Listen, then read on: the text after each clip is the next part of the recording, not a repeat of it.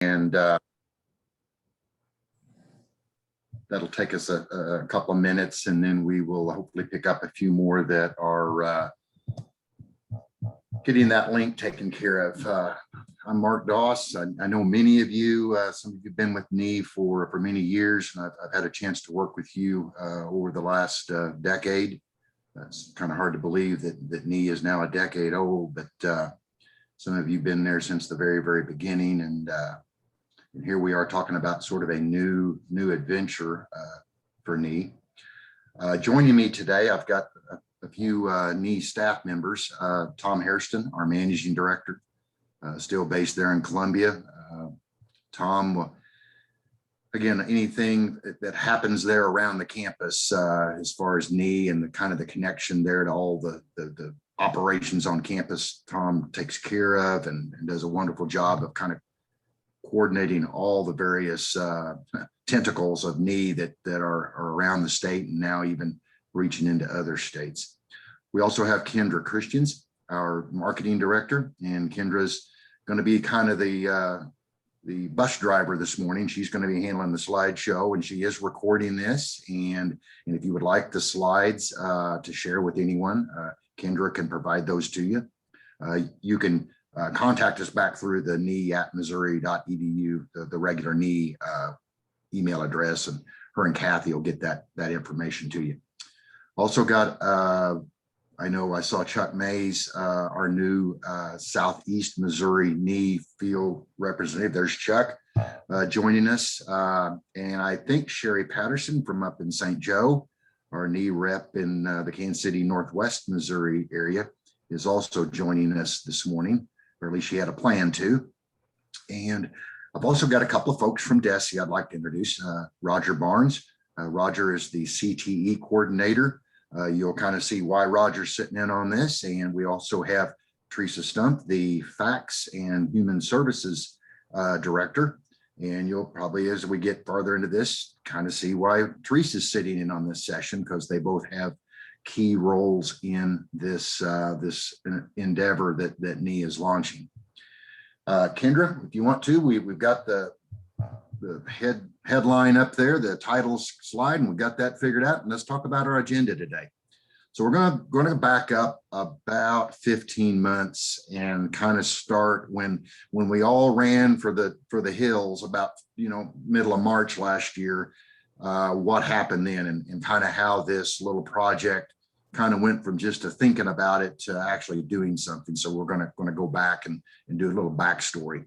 Then we're going to actually talk about a particular model that we found as part of that work a year ago. And then we'll go move on to how the CTE centers and or the standalone high schools could interact with that model and how that could fit with the high schools in your district. And I know we have a few superintendents from districts that host CTE centers. I know we've got a few joining this morning, and those are key positions to get a better understanding of what this model looks like and how it might work. And then we'll go on to next steps, kind of where we see this work happening in the next year as far as development and planning for a August of 22 actual kids in seats in programs in tech centers and or high schools, and growing Teresa's Facts programs out in the comprehensive high schools and or tech centers. And then we'll open up a kind of a question answer period to wrap things up. So that's sort of our agenda today. Probably about an hour. If you're taking medicine or got a doctor's appointment, we should be done in about an hour. All right, so let's just back up and look at the scenario that's happened the last few years. And in this graphic, I took this off a slide presentation from the state school board meeting in August of this year. And so it's about 9 months old, 8 months old. And it shows that back in 2012, we had, now I'm looking at that green line, we had about 12,500 students enrolled in the prep programs at the colleges in Missouri that are education majors.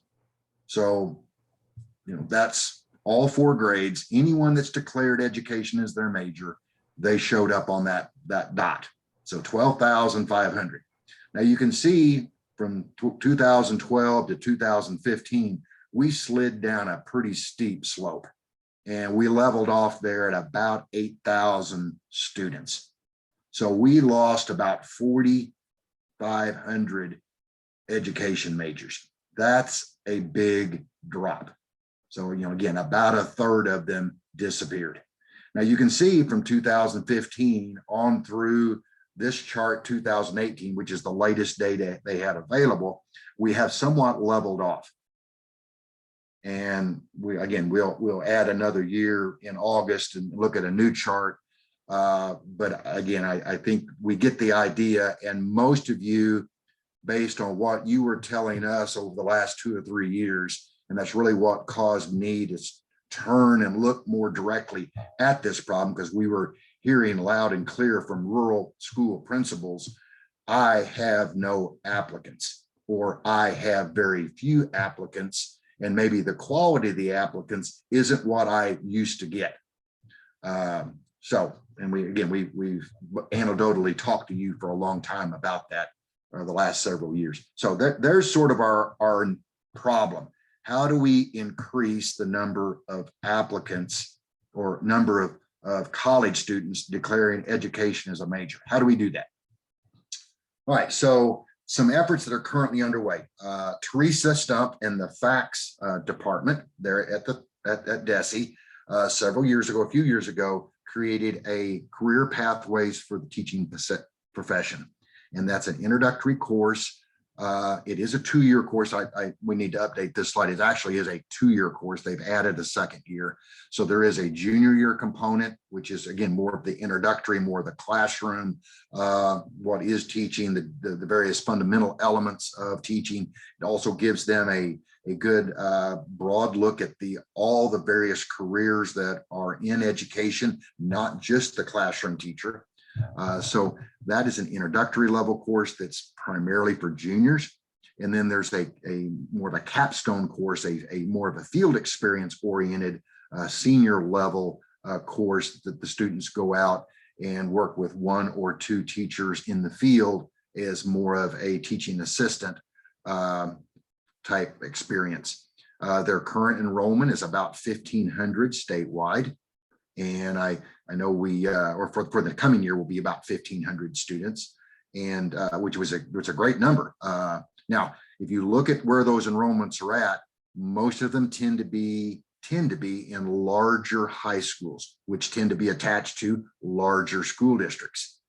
So our little issue of what about the tiny 1A and 2A districts in very remote rural areas?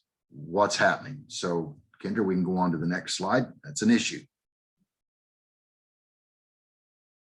All right, so beyond that smaller school district problem of not maybe having the right number of kids or enough kids to offer and I'll use the term teacher cadet program. We also know from research that a large block of our current NEE schools and in general schools in Missouri are small districts.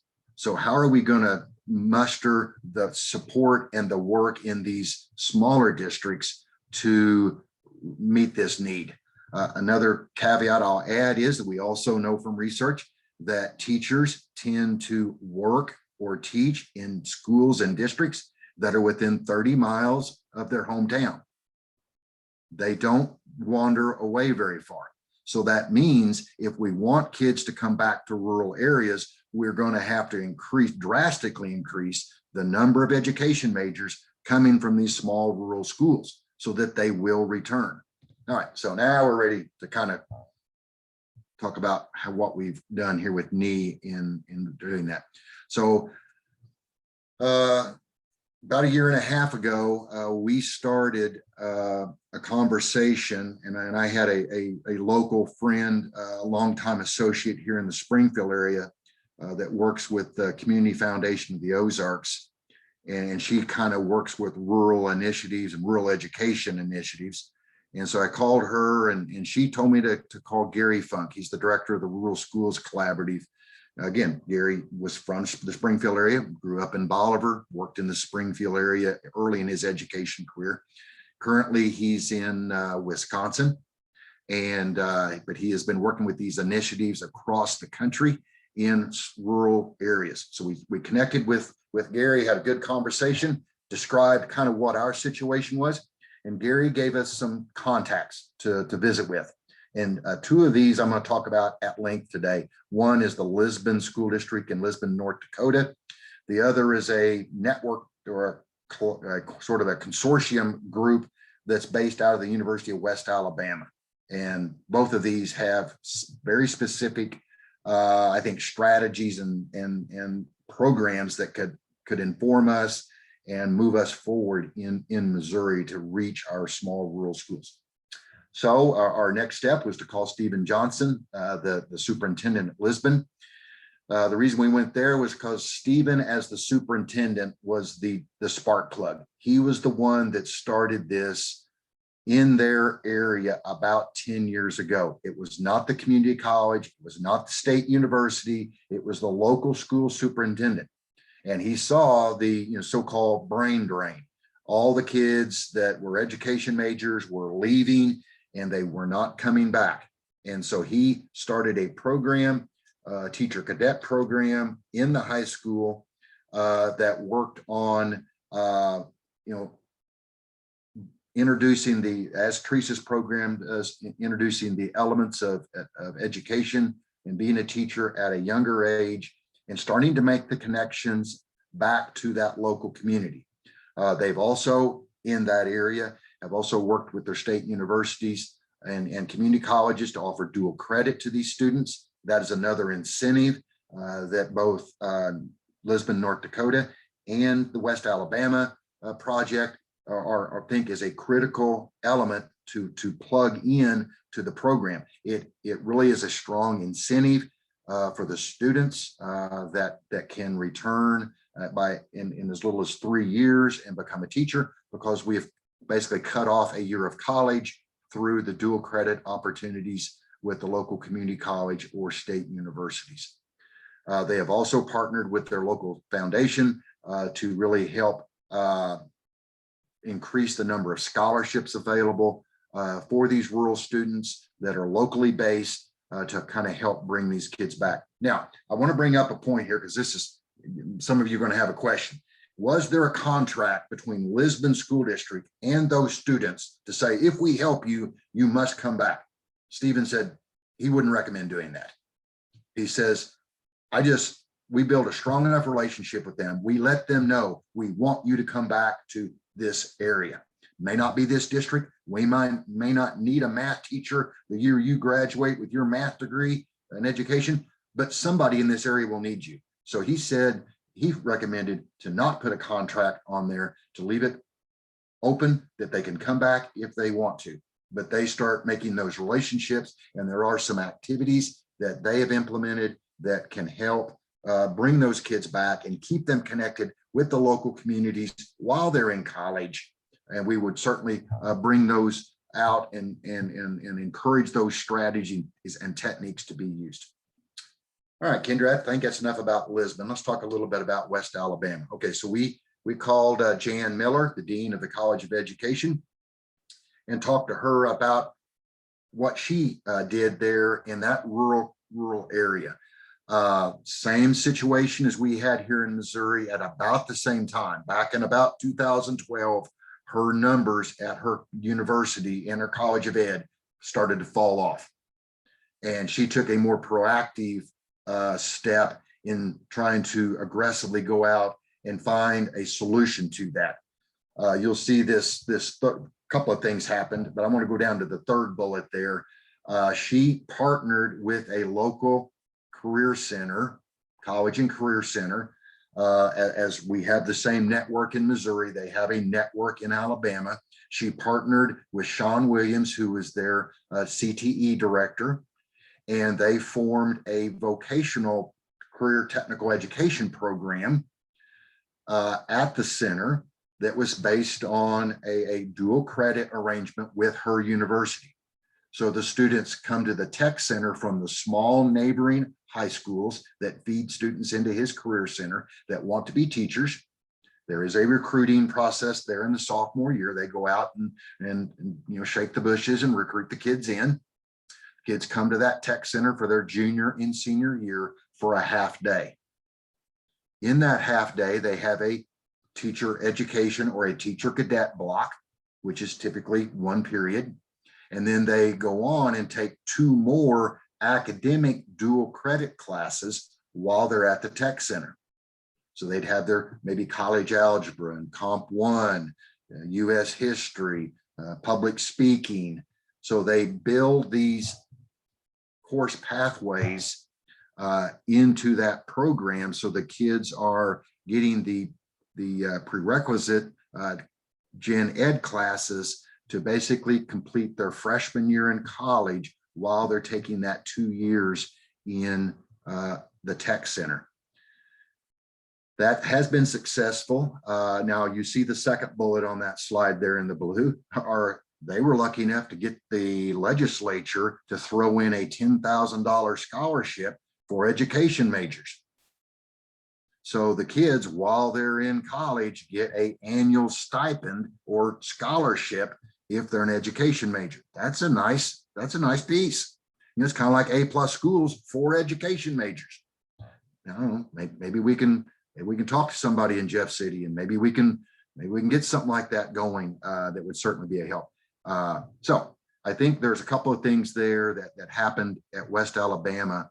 Certainly working through the tech centers and pulling the kids in from the very small schools who are too small to operate their own program and doing it collaboratively at the tech center. When I saw that the kind of, to me, the lights went on, and that's the reason Roger Barnes is in this meeting. That's the reason Teresa's in this meeting. We've got the network. It's just a matter of us putting some effort into working in consortium groups to start these programs at the tech centers and hiring a teacher. And Teresa's got the curriculum. We've got a lot of the right pieces in place. We've even got community colleges and state universities and or even private universities that will work with us on dual credit opportunities. But again, I think that this is sort of the model that we think would be a first option for a lot of small rural schools. Now, if you're a slightly larger school, maybe a 3A or 4A school, and you want to do this kind of on your own, then I would probably recommend, okay, you probably need to follow the footprints of the Lisbon, North Dakota model, where they set up their own program within their district. Now, eventually they partnered. I think the state university up there kind of realized that, oh, maybe this would help us if we partnered with them and start taking these students in, because it's going to help their enrollment. So eventually the state university in his area did pick up the ball and start playing with them. But I certainly think that we have a option here that would be of an advantage to us if we could get a CTE centers involved in this effort to organize the small school rural pipeline.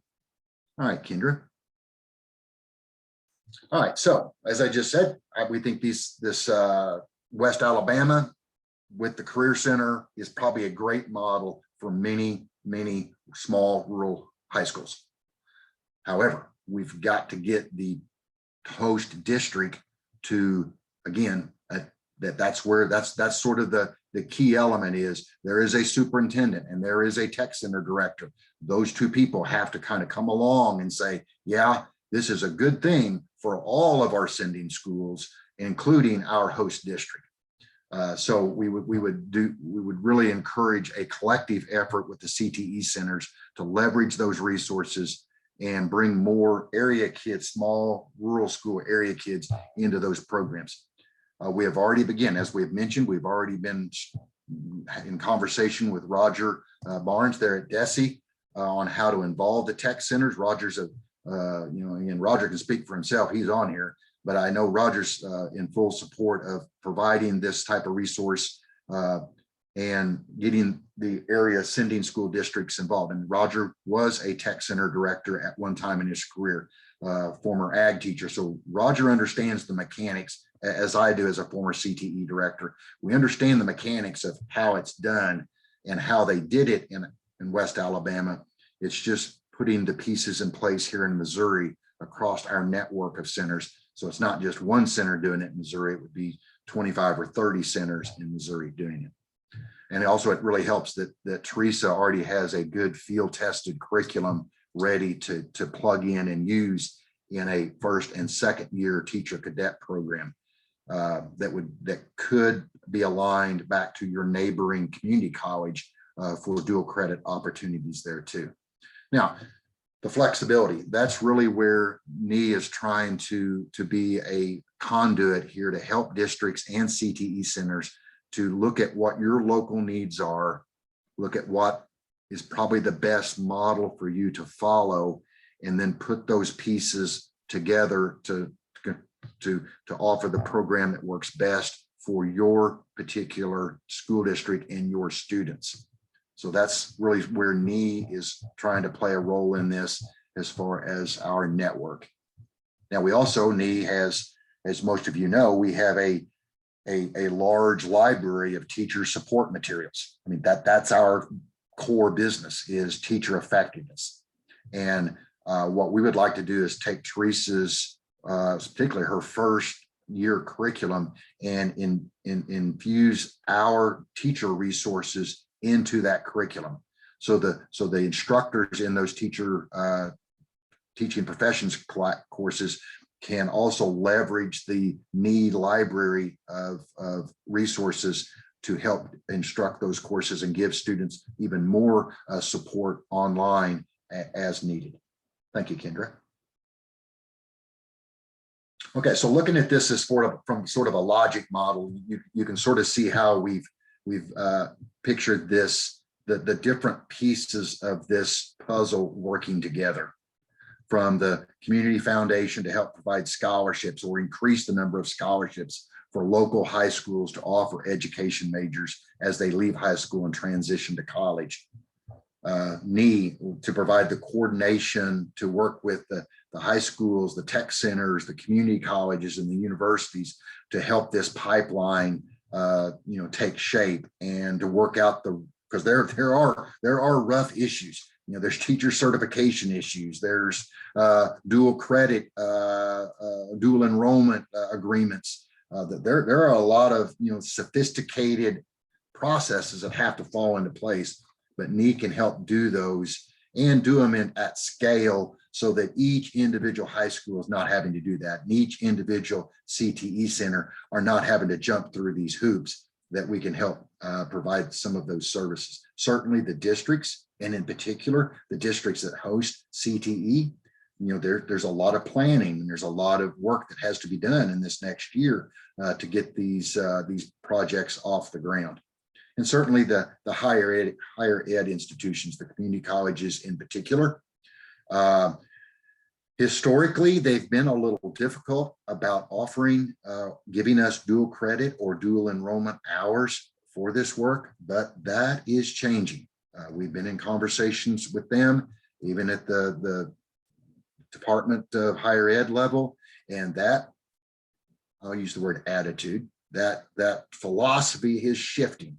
They are seeing that they're going to have to start opening the door a little bit to opportunities like this model to get more students in the pipeline and bring that little green line back up to that 12,000 mark. That's what we need, and they need to be a willing partner to help us do that. You'll also see some other agencies there in the goal box at the bottom. Obviously, having DESE and again, now this goal box and this entire part of this particular model was done about 8 months ago, and we didn't know about the special state appropriation that's been coming out. That wasn't even on the table then. So that certainly is a much sweeter element to add to this, is some extra money, whether it be federal short-term money or longer-term state money, but at least there is some more support to help from state level to help us get these type of programs off the ground. Certainly, Kevin Sandlin and the folks at Mayor, all over this. This is their lifeline. They need strong rural schools, and we agree. These rural communities thrive when the school thrives, and so having a strong staff at each school and a good number of applicants in these schools will help both the school and the community. We've also been working with the State Teacher Association, primarily MSTA, because they work primarily with rural schools, or more lean towards rural schools, to help in coordinating their work, their support, and their scholarship opportunities in this endeavor. All right, we've got another graphic here, and this is basically the same thing as that last graphic, but it does list some bullets that each organization, each spoke off of that wheel, what they have to offer. And you can see some of those and read through those, and I'll give you a moment. I'm not going to read them to you, but you can kind of see there have been a few things that have changed over the 6 or 8 months that we've done that. Certainly the new state funding has been going to impact this greatly over the next 2 or 3 years. All right, Kendra, we maybe give them time to glance at things there. And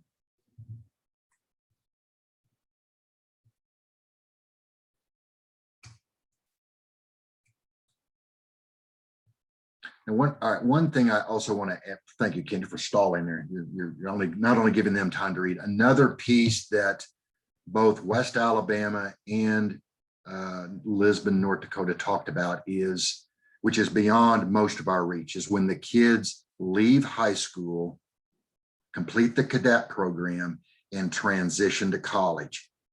That first year in college. When they started their program several years ago, they saw the retention rate was not what they wanted. And so what they've had to do and have done, especially at West Alabama, they have put a transition specialist in their program. It's an extra person to help with that transition from high school to college. And that's something that NEE is looking at doing, is how can we support transition specialists to help with that first year in college. So helping with the various, not only scholarship, but actual acclimation to college and the college climate. Now, it does help, and research tells us that if students take dual credit or dual enrollment classes in high school, they do tend to stick in college at a higher rate. Their retention rate is higher. That's good. So that's the reason we're recommending, let's do some dual credit academics. Let's obviously dual credit the teacher cadet program, because that's going to start that maturation process that they will need when they reach the college level. So something to think about there too. Thank you, Kendra. Okay, so in your seat as a superintendent or district office personnel at a small rural high school or small rural district, steps. How can we do this? One, talk to your area technical center director. Find out if they're, I know we had a webinar for them about 2 weeks ago, and we had a decent number here. Probably from what the ones I've talked to or done a Zoom session with, or they attended that webinar, probably 20 of the 53 or 54 tech center directors are at least aware of what this thing is. So contact them, talk to them about that. If they need to back up and talk to us, they sure can. We know most of them because they're in our network. Have them contact us, and we'll set up another webinar, and we'll go back through it again. We'll get them up to speed on this. But that is a key step if you're too small to offer this at your own school. All right. and we really would like to work with them to, again, set up these cadet programs and the academic dual credit offerings to do that. Now, if that person either won't do it or you are big enough to run your own, then reach back to us. We'll be glad to work with you in the next year to help set up a program at your school. Again, if you're a 3A, 4A size, you probably are big enough to do that. And again, geographically, that's just if that works for you from the size and where you're at. And I know working with one of the superintendents up in mid-Missouri earlier this month, or actually it was back in May, she's lucky enough to have a private college, private university in her community. And so there's her partner. And I told her, I said, you need to set your own program, and they're a 3A, 4A size. I said, there's your partner. Just, you don't have to go through a career technical center. I said, we probably want to plug in the FACS curriculum into your high school, and we want to work with that university to set up a dual enrollment arrangement, and then some way with the academics. So that's what works for her. So there are a few of you that will be standalone programs, and that's great. Whatever works for you. Okay, so we got some timelines, kind of a timeline here of kind of getting this ready for August of 22. And certainly this fall is a time for us to bring CTE centers through, and including Roger and Teresa and their offices into the conversation with centers and sending school districts to really say, is this something we want to work towards with a launch of August of 22? And if they do, then we start that work. And you can see the bullets there in that middle box of sort of the steps that are going to have to take place. Now, there is one of those bullets, is at the fourth one down there in that middle box, space. We can't invent space. I can't create space. Is there a room available? And I know I've talked to one superintendent and CTE director here in Southwest Missouri, and they've got a space problem. They are busting at the seams, and they're probably going to have to delay the start of this program for a year until they can get the building built, right? An addition on. Now they're all supporting it and they all want it, but it's a space issue. Now, does that mean we can't do it in the future? No, that they can do it. It's just a matter of timing and letting their area schools know that we're going to have to delay this until the construction's completed. So there are things that we can work through this year with most of you to get this off the ground and get a pipeline project set up at your CTE center and the sending schools, and or like that one school in mid-Missouri where they're directly partnered with a private university in their community because it's very convenient. So that's the kind of the work we see over the next 15 months towards a launch of these programs to spend this next year in planning and development. Okay, Kendra, I'm going to open this up now for questions, and we've got about 30 people on here, so it's a relatively small group. I think we can, if you want to unmute and ask a question, or if you want to do it in chat, that's fine too. We've got that open. And Chris Ford over here again. Chris is at Fordham, and they're planning to start a future teachers class, and Chris is in sort of a unique situation. Fordham belonged to a CTE network that's attached to a community college. All right, so a little bit unique situation there. Now, could in the future, and that happens to be the Ozarks Technical Community College, could they set up a program at the high school level, bring kids in that would basically be right there under their own roof? I mean, that's kind of an ideal situation, that they are the community college. They have the education courses and the academic courses. They probably could. And Chris, that may be something that we want to eventually maybe talk to them about. But Chris is going to start that course out at Fordham. And again, and I know from him and that school and that operation, it'll be a quality program, and they'll do a good job. Any other questions?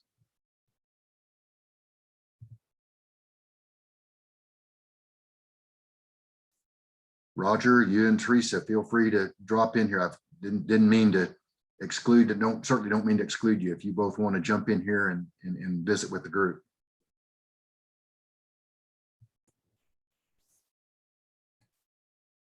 This is Dee Rosecrans from Liberty. Just some of your board members in your districts may be attending next week's MOASPA. Excuse me, I get my things mixed up here, too many memberships. Missouri School Boards Association meeting in Springfield. There are no fewer than 3 sessions that if you have some board members attending that you might draw them to or suggest.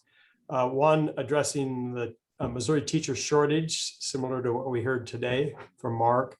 A grow your own conversation with district leaders on teacher recruitment. And then the third one is a panel of 4 districts, different sizes, different shapes, different locations around the city or around the state as to where they are with GYO programs. So again, that might be additional sources of information that are might be helpful to some of you. Thanks, Dee.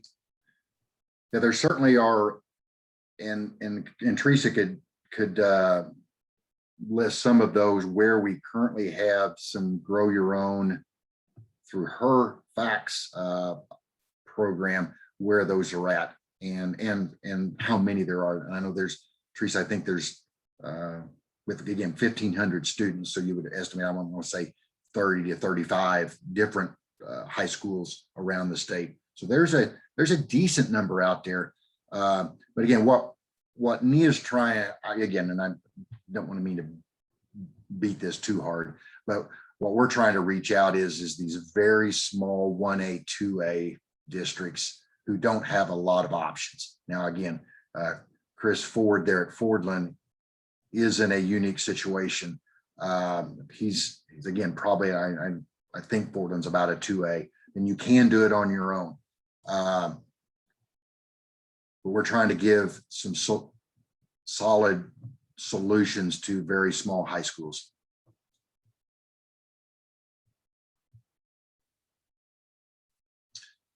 A good question, Brittany. At this point, and thank you as a counselor for sitting in on this, because you are a key player in this, both the West Alabama and Lisbon.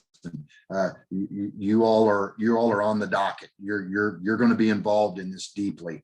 At this point, we're going to take anybody. Obviously, we want to go after the math, science, and special ed areas. I mean, you can look at the most severe teacher shortage, but I'm even hearing now, even elementary numbers are dwindling to the point where these small rural schools are really struggling even to fill elementary openings, which is unheard of. A decade ago, 2 decades ago, we had 30 or 40 applicants for an opening. We're lucky to get 2 or 3 applicants. So at this point, we're going to take anyone. Now, obviously, we're going to foster and encourage anyone with a decent math or science inclination to please pursue that area, because those are critical areas, as is SPED, critical areas that we must address. So there is going to be some special effort in the cadet programs to really cultivate those math, science type teaching areas. But thank you for that comment. But at this point, we're going to take anybody. We just need the numbers to increase. Thank you. Hey, Mark. Yes, Roger.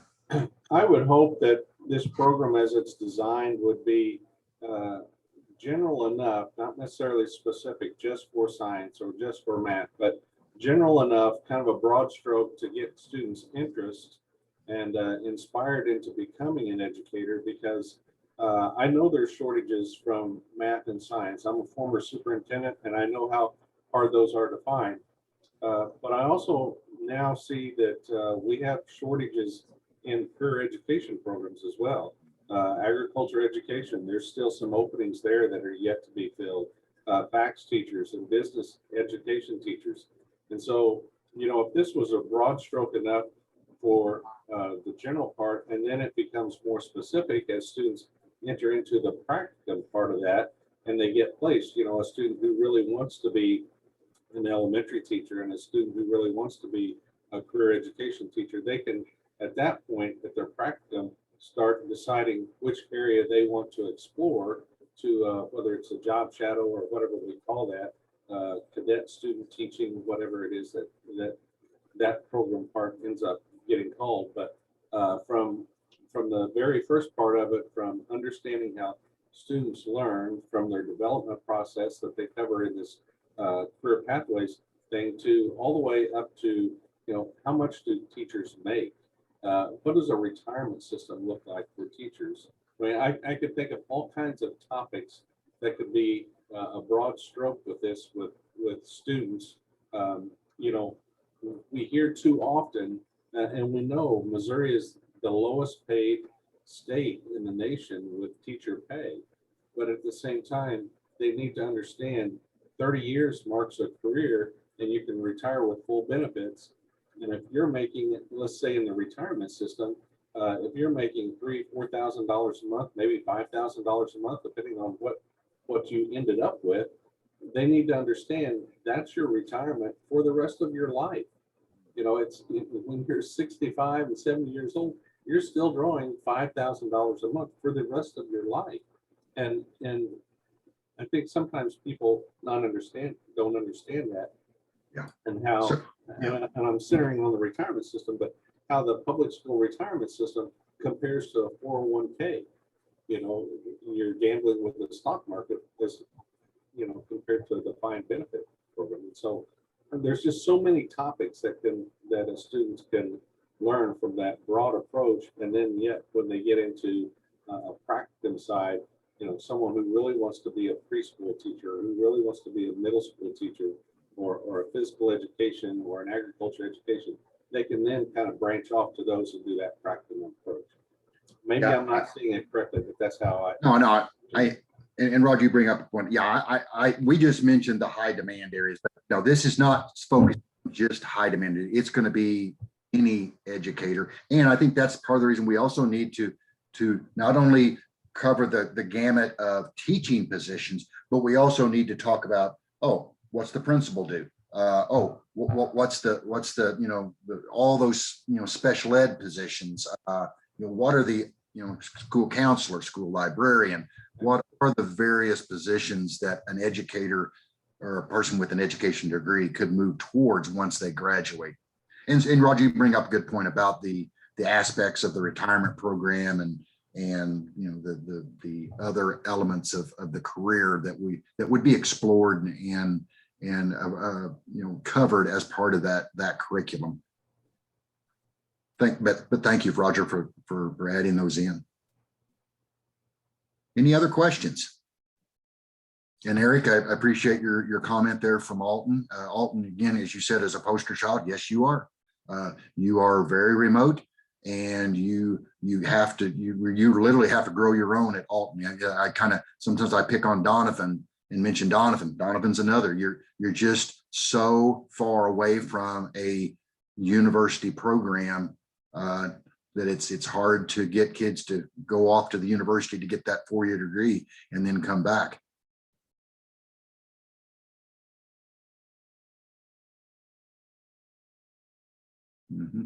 Benji, thank you for that note. Mark, I will echo that, except here's where you're missing it though. Doniphan's the big town. We're the little satellite town out by it. That's the kicker. Yeah. Anything we can do moving forward, we're happy to partner with you guys, and needless to say, don't expect a perfect answer, but if you do nothing, you get nothing. So we're willing to get in the boat and paddle and see where we can end up. And I'm encouraged by what Teresa's programs are doing and what Teresa's schools are doing. I'm encouraged by that. So I know, and again, in talking to people in Alabama and North Dakota, so I know it can happen. But you're right, Eric. And maybe we're even 2 or 3 years late. Maybe we should have been here 3 years ago talking about this when those first NEE rural principals, were beating me over the head, telling me I can't find teachers. Maybe I should have right then stopped and said, okay, we're gonna go after this. And maybe we'd be a little farther down the trail. We'd probably even have kids entering back out into the field by now. But I'm encouraged with that, where there is some energy in Missouri, and that something is finally taking shape and going to be heading forward. And however it happens, and I think that's one thing. There's not one size that fits all. It's what works for you in your location, and then move forward. Yeah.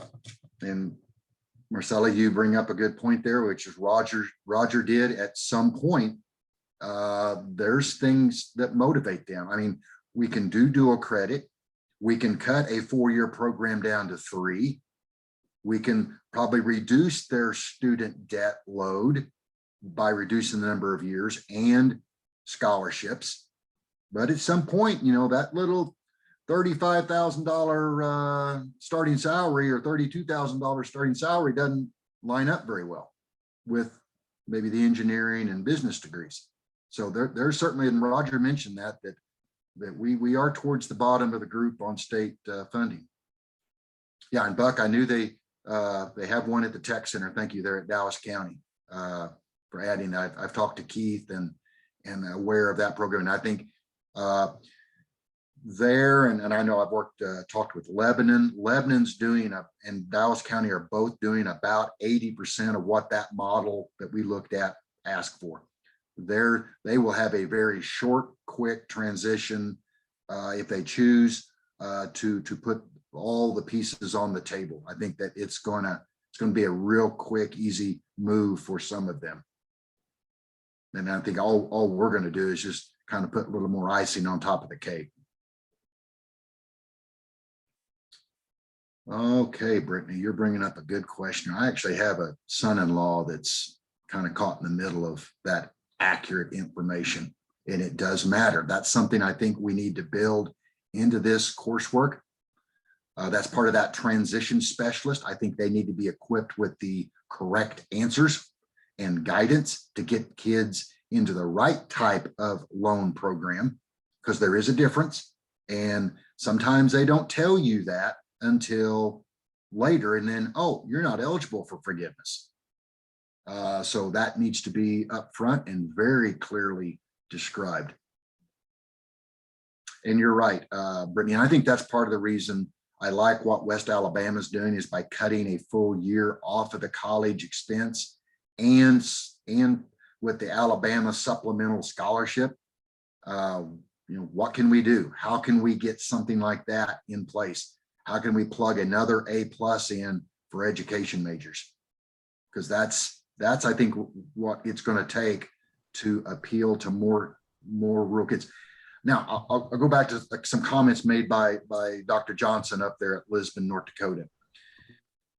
Many of these kids in these rural areas live on a family farm or family ranch property, and that their grandparents and great grandparents were there, as is their parents. They don't want to leave that area. They want to stay there. How can we support them to get that 4-year degree and come back to that farm, come back to that area, and continue to live there and teach at the local school district? Sometimes it's not all salary.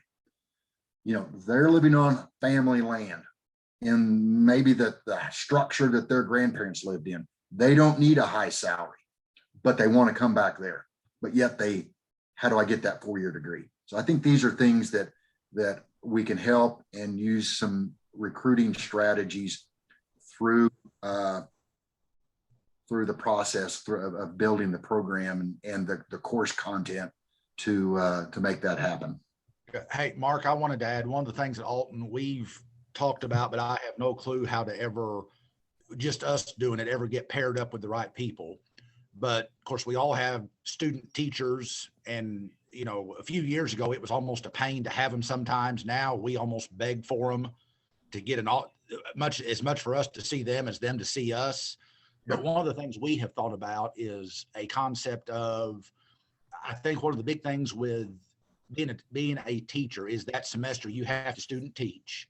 Not only are you paying tuition for a boatload of hours, but if you were working a part-time job or anything else, subbing some, that all goes out the window. Yep. And, you know, I know Desi talked about this $10,000 kind of grow your own teacher recruitment thing.